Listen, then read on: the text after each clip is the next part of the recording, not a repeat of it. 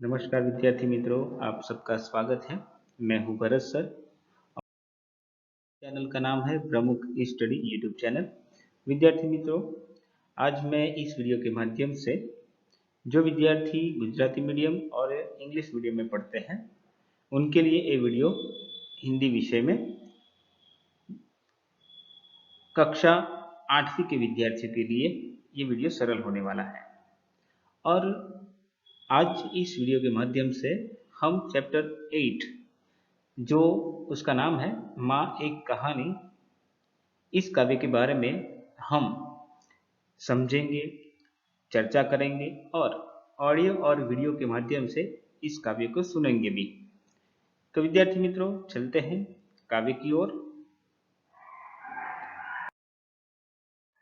विद्यार्थी मित्रों, काव्य नंबर 8 जो एक कविता है और इस कविता का नाम है माँ कह एक कहानी।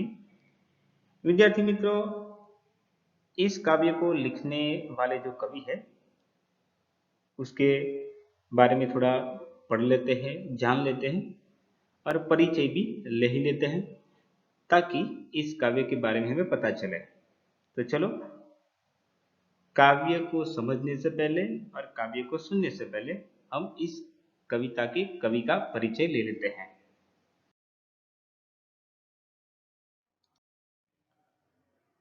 विद्यार्थी मित्रों, इस कविता के कवि का परिचय इस तरह है। कविता के कवि का नाम है मैथिली शरण गुप्त। राष्ट्रकवि मैथिली शरण गुप्त का जन्म सन 1886 में चिरगांव, जिला झांसी, उत्तर प्रदेश में हुआ था। बचपन से ही कविता में उनकी रुचि थी। आचार्य महावीर प्रसाद द्विवेदी की प्रेरणा से वे खड़ी बोली की ओर मुड़े और उनकी कविता में निखार आया। उन्होंने अपनी कविताओं में भारतीय जीवन को समग्रता से समझने एवं प्रस्तुत करने का प्रयास किया है। खड़ी बोली हिंदी के आरंभिक उन नायकों में से मैथिली शरण गुप्त एक थे। साकेत गुप्त जी द्वारा लिखित महाकाव्य है। इसके अतिरिक्त यशोधरा, पंचवटी, भारत भारती तथा जयद्रथ वध आदि इनकी मुख्य काव्य कृतियां हैं। इनकी मृत्यु सन 1964 में हुई थी।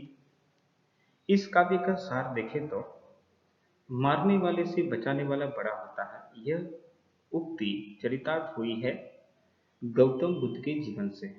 यानी कि इस कविता में संवाद शैली की इस कविता में गौतम बुद्ध के बचपन की एक घटना का उल्लेख है, जिसमें उनका पुत्र राहुल मां यशोधरा से राजकुमार सिद्धार्थ की उसी कहानी को दोहराने का आग्रह करता है, जिससे उपयुक्त उक्ति परिभाषित हुई।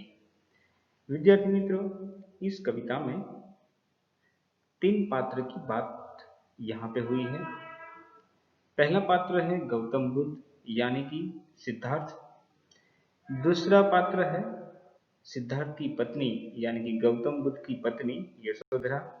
और तीसरा पात्र है दोनों का पुत्र यानी कि यशोधरा और गौतम बुद्ध यानी कि सिद्धार्थ का पुत्र राहुल। यहाँ पे ये 3 पात्रों की जो बात की गई है, यानी कि एक पात्र साइलेंट है, यानी कि कविता में उस पात्र का वर्णन किया है, यानी कि गौतम बुद्ध का वर्णन है, यानी कि उनकी वार्ता है। और 2 पात्र जीवंत है, यानी कि यशोधरा और राहुल। दोनों के बीच में इस कविता के बारे में चर्चा होती है, यानी कि वार्ता के बारे में चर्चा होती है। तो विद्यार्थी मित्रों, अब हम चलते हैं इस काव्य की और, जहाँ पे हम आपको एक ऑडियो और वीडियो के माध्यम से इस मधुर काव्य का गान कराएंगे। तो विद्यार्थी मित्रों, आराम से, ध्यान से इस काव्य को सुनना और देखना भी। तो चलते हैं काव्य की ओर।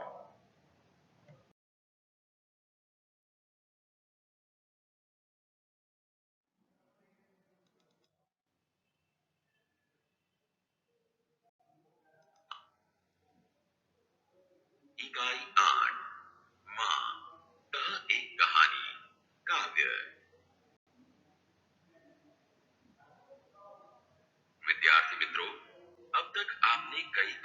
सुनी होगी और गान भी किया होगा। आज जो कविता सुनने वाले हो वह संवाद शैली पर रचित है, जिसमें माँ और बेटी का संवाद है। तो आइए इस कविता का श्रवण करें।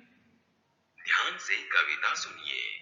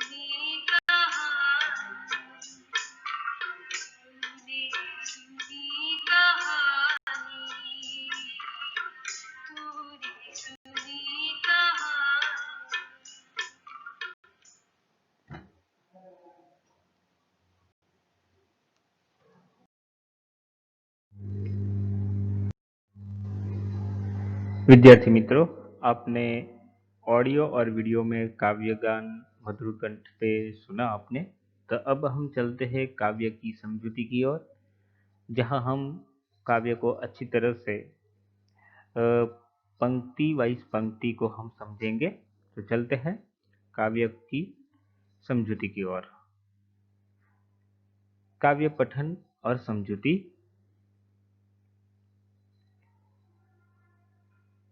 राहुल अपनी माँ से कहता है, माँ कह एक कहानी। यशोधरा अपने बेटे को कहती है, बेटा समझ लिया क्या तूने मुझको अपनी नानी। राहुल कहता है, कहती है मुझसे यह चेटी, तू मेरी नानी की बेटी। कह माँ कह लेटी ही लेटी, राजा था या रानी। माँ कह एक कहानी। ये सारी पंक्ति का हम भावार्थ देखेंगे। अब राहुल अपनी माता यानी कि यशोधरा से कहता है, माँ एक कहानी सुनाओ ना। तो यशोधरा अपने बेटे को कहती है, बेटा तूने मुझे अपनी नानी समझ लिया है क्या। राहुल अपनी माँ को कहता है, यह दासी मुझसे कहती है कि तुम मेरी नानी की बेटी हो, इसलिए माँ एक कहानी सुनाओ ना, लेटे लेटे ही सुनाओ, पर एक कहानी सुनाओ। एक राजा था, एक रानी थी, यही सुनाओ। यशोधरा अपने बेटे को कहती है, तू है हठी मानधर मेरे, सुन उपवन में बड़े सवेरे, तात भ्रमण करते थे तेरे, जहां सुरभि मनमानी। राहुल अपनी माँ को कहता है, जहां सुरभि मनमानी। हाँ हाँ यही कहानी। इस पंक्ति का भावार्थ है, यशोधरा अपने बेटे को कहती है, मेरे बेटे तू बहुत जिद्दी है। अच्छा तो सुन अब ये कहानी। एक दिन बड़ी सुबह तेरे पिता बगीचे में घूम रहे थे। उस समय वातावरण में मनपसंद खुशबू फैली हुई थी। राहुल अपनी माँ को कहता है, वहां मनपसंद खुशबू फैली हुई थी। हाँ माँ यही कहानी सुनाओ।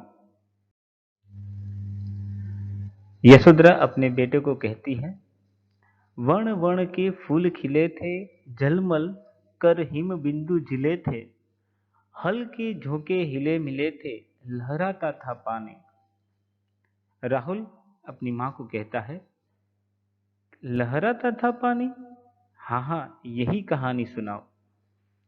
इस पंक्ति का भावार्थ इस तरह है, यशोधरा अपने बेटे को कहती है, बगीचे में तरह तरह के रंगों वाले फूल खिले थे, उन पर ओस की बूंदें चमक रही थी।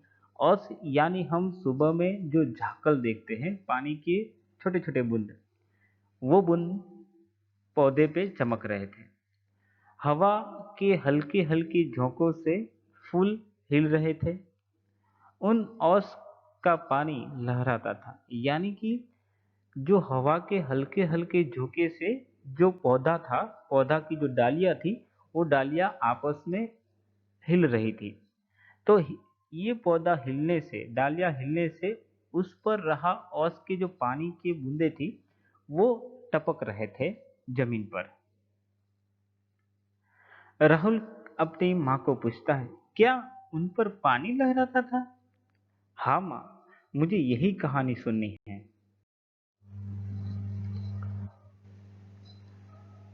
यशोधरा अपने बेटे को कहती है, गाते थे कि कल कल स्वर से सहसा एक हंस ऊपर से गिरा, विदा होकर खग सर से, हुई पक्ष की हानि। राहुल अपनी माँ को कहता है, हुई पक्ष की हानि, करुणा भरी कहानी।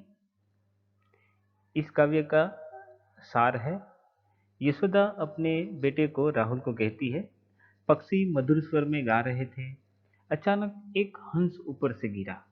वह पक्षी बाण से बिंध गया था, उसका एक पंख घायल हो गया था। तो राहुल कहता है अपनी माँ से, दुखी होकर राहुल ने पूछा, पंख घायल हो गया था। यह तो दुख भरी कहानी है। यशोदा अपने बेटे राहुल को कहती है, चौक उन्होंने उसे उठाया, नया जन्म सा उसने पाया, इतने में आंखें तक आया, लक्ष्य सिद्धि का माने।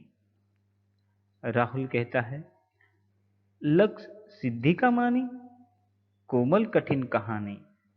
इस काव्य पंक्ति का सार है, यशोधरा अपने बेटे राहुल को कहती है, तेरे पिता ने चौंक कर उसे उठा लिया, उनके स्पर्श से पक्षी ने मानो नया जन्म पा लिया।